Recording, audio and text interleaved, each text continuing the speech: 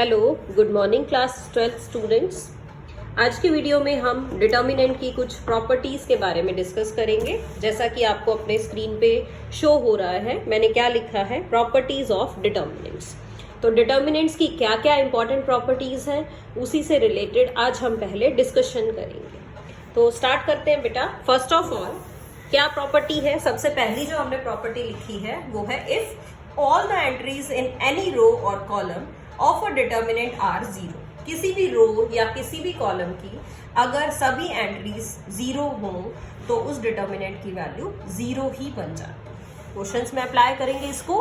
कोई भी पूरी रो या कोई भी पूरा कॉलम अगर जीरो होगा तो उस डिटर्मिनेंट की वैल्यू जीरो ही बन जाएगी। नेक्स्ट की बात करते हैं। The value of determinant remains unchanged if the rows and columns are interchanged.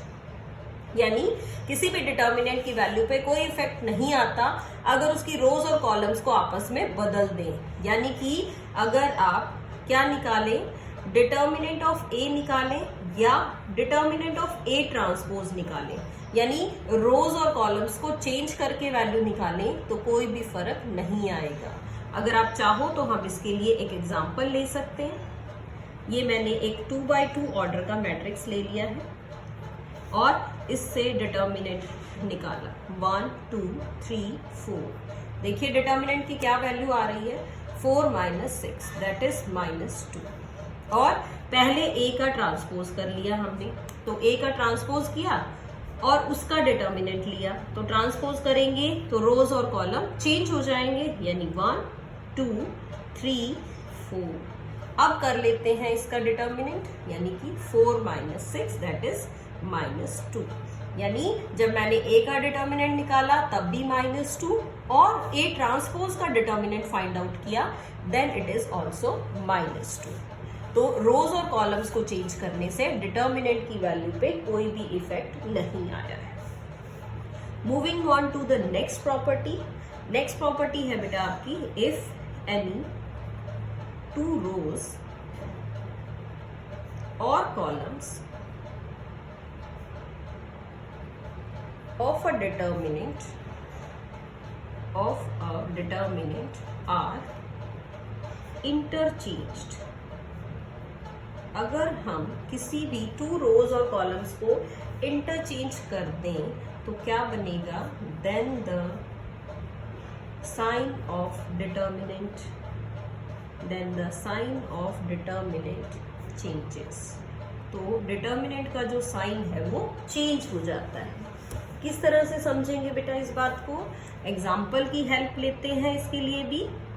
यही एग्जाम्पल ले लिया हमने, 2 और 3 रोज को चेंज करना है तो 2 रोज या 2 कॉलम्स को चेंज करेंगे, किन्हीं भी 2 रोज को आपस में चेंज करेंगे। मान लीजिए जो मैंने डिटर्मिनेंट लिया वो लिया है 1 0 4 2 0 1 3 4 5। इसमें देखते हैं अप्लाई करके। मैंने इस डिटर्मिनेंट की वैल्यू निकाली, पहले वैल्यू निकालनी अब आपको आ चुकी है, यानी 1 इंटू इस रो को और इस कॉलम को छोड़ देंगे, ये आएगा 0 -4। नेक्स्ट में लिखेंगे -0 और इसको भी छोड़ दीजिए, इसको भी छोड़ दीजिए, ये बना 10 -3 +4, इसको भी छोड़ेंगे और इसको भी 8 -0। तो आपके पास जो वैल्यू आई वो आई -4, ये आपका 0 आया, +32 दैट इज 32 -4 करेंगे आप तो 28 आएगा। यानी इस डिटर्मिनेंट की जो वैल्यू है वो 28 है। अब जैसा कि आपका रिजल्ट है, मैंने क्या किया, एक रो को चेंज कर दिया, यानी मैंने इस सेकेंड रो को ऊपर लिख दिया, फर्स्ट रो को नीचे लिख दिया। तो देखते हैं आपके डिटर्मिनेंट की वैल्यू पे क्या इफेक्ट आता है। देखो बेटा अब सॉल्व करते हैं।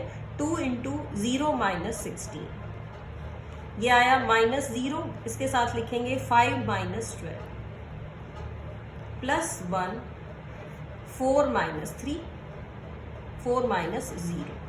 तो ये वैल्यूज आई, देखो -32, ये तो आपका 0 ही बनेगा और ये आ जाएगा +4। तो आंसर इज -28। यानी क्या हुआ, मैंने क्या किया, एक रो को चेंज किया था, फर्स्ट और सेकंड रोज को इंटरचेंज कर दिया था आपस में, तो डिटर्मिनेंट की वैल्यू पे क्या इफेक्ट आया, पहले डिटर्मिनेंट आ रहा था 28, अब हमारा जो डिटर्मिनेंट है वो आ रहा है -28। यानी अगर मैं किसी एक रो या किसी एक कॉलम को इंटरचेंज कर देती हूँ तो जो डिटर्मिनेंट की वैल्यू है वो क्या होगी, वो चेंज हो जाएगी। जो साइन है डिटर्मिनेंट का पर्टिकुलरली वो चेंज हो जाएगा, नेगेटिव है तो पॉजिटिव बन जाएगा और पॉजिटिव है तो नेगेटिव साइन आ जाएगा। तो अब हम और प्रॉपर्टी पढ़ते हैं डिटर्मिनेंट की। Now moving on to fourth property of the determinant.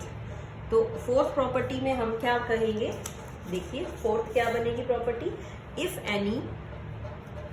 if any two rows or columns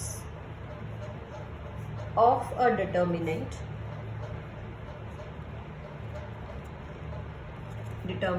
are identical।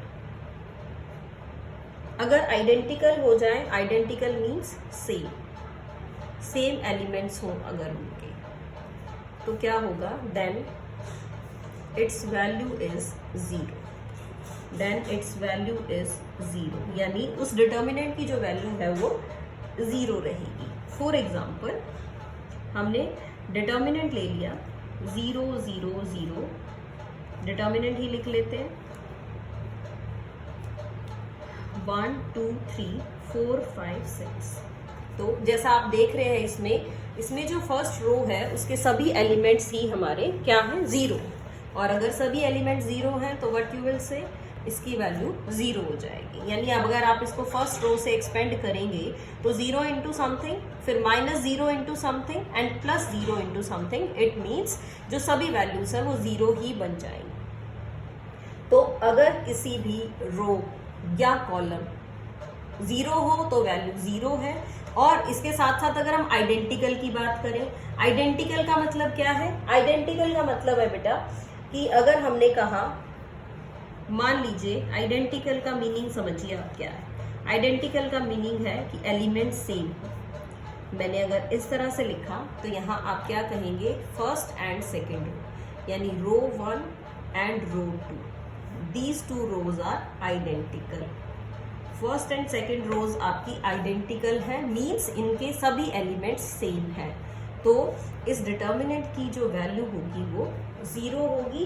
इस डिटर्मिनेंट की वैल्यू को हम जीरो कहेंगे।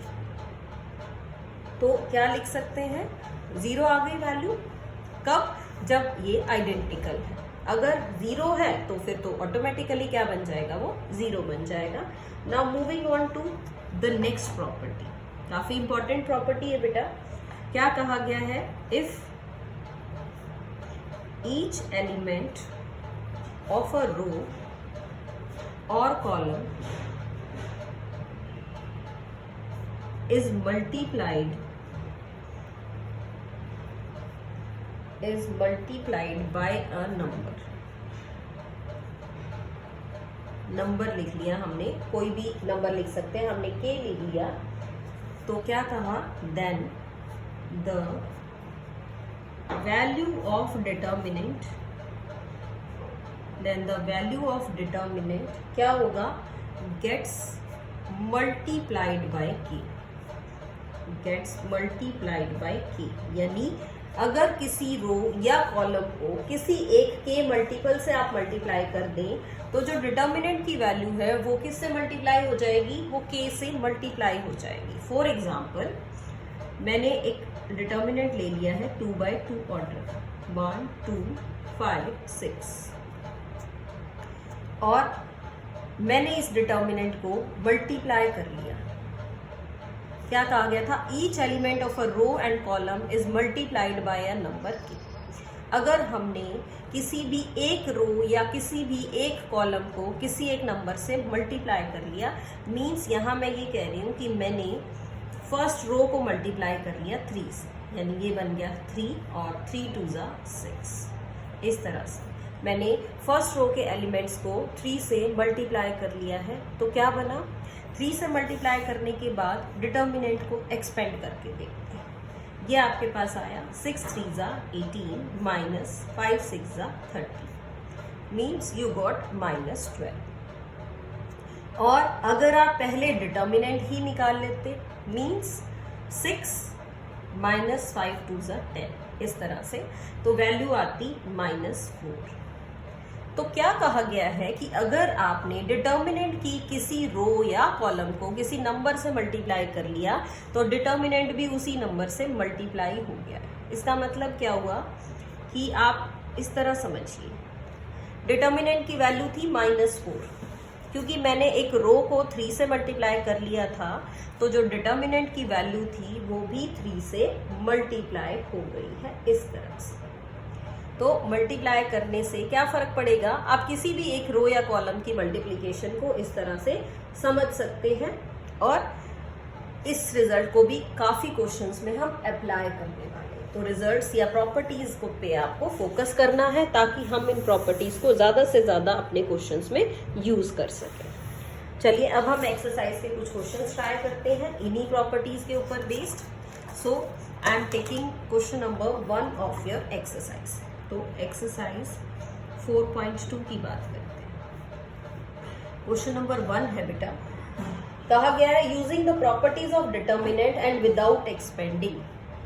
आपको प्रॉपर्टीज ही यूज करनी है, एक्सपेंड नहीं करना है उनको। और ये प्रूव करना है कि एक्स वाई जेड, यहाँ है ए बी सी और ये लिखा हुआ है x plus a y plus b z plus c, कि इस डिटर्मिनेंट की जो वैल्यू है वो 0 होगी, लेकिन आपको एक्सपेंड नहीं करना, इसको डायरेक्ट प्रॉपर्टीज को ही शो करना है। तो प्रॉपर्टीज में कैसे लगाएं, हम इसमें प्रॉपर्टी लगा लेते हैं बेटा। मान लीजिए मैंने लेफ्ट हैंड साइड ली और ऑपरेट किया मैंने, हम इसमें ऑपरेशंस लगाएंगे। तो मैंने लिखा ऑपरेटिंग, मैंने चेंज कर लिया है C1 को, C1 changes to C1 plus C2 we get, देखिए C1 को चेंज किया दोनों को ऐड करके, तो x plus a y plus b z plus c, यहाँ आया a b c, ये आ गया x plus a y plus b z plus,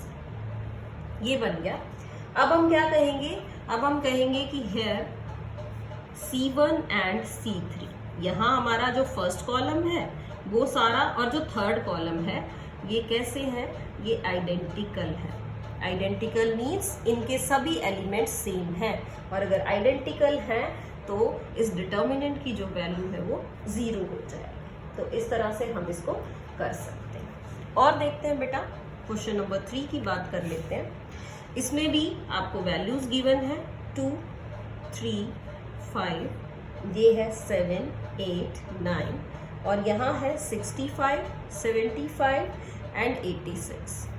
इसको भी आपको 0 प्रूव करना है और एक्सपेंड नहीं करना डिटर्मिनेंट को, विदाउट एक्सपेंडिंग हम इसको भी प्रूव करेंगे। तो इसमें भी कुछ ना कुछ आप ऑपरेट करेंगे। देखिए क्या ऑपरेट किया मैंने, ऑपरेटिंग C1 को चेंज किया C1 प्लस 9C2, मैंने क्या किया C1 प्लस, इसको 9 से मल्टीप्लाई करके इसमें ऐड कर दिया। देखिए क्या बनेगा, चेंज C1 में है तो हम C1 को छोड़ देते हैं, पहले C2 और C3 को लिख लेते हैं। देखिए 9 से मल्टीप्लाई एंड देन ऐड, तो 9 7 जा 63 प्लस 2 65, 9 8 जा 72 प्लस 3 यानी कि 75, 9 9 जा 81 प्लस 5 यानी 86। अब देखिए ये ऑपरेशन लगाने से बेनिफिट क्या हुआ मुझे कि here also C1 and C3, यानी ये फर्स्ट कॉलम और ये थर्ड कॉलम यहाँ ये फिर से आइडेंटिकल बन गए, these are identical, so the value of this determinant is 0। तो इस डिटर्मिनेंट की जो वैल्यू है वो 0 बन जाएगी क्योंकि ये आइडेंटिकल हो गए। इसलिए तो इस तरह से बेटा हम अपने क्वेश्चंस में अप्लाई कर सकते हैं, और रिजल्ट बेस्ड क्वेश्चंस हैं तो प्रॉपरली करके ऑपरेशंस लगा के हम उनकी हेल्प से क्या कर सकते हैं, अपने क्वेश्चंस में प्रॉपर्टीज यूज कर करके without expanding the determinant you can find out the value of 0। और इस तरह के जो क्वेश्चंस हैं जो आपके रिजल्ट बेस्ड हैं या प्रॉपर्टी बेस्ड, ये आपके 1 मार्क क्वेश्चंस में आते हैं। जो डायरेक्टली हम कर रहे हैं दीज आर 1 मार्क क्वेश्चंस। तो एक्सरसाइज के आप 1 to 5 क्वेश्चंस ट्राई करेंगे प्रॉपर्टीज के ऊपर based. So that's all for today in this video. Thank you so much and keep learning. Thank you.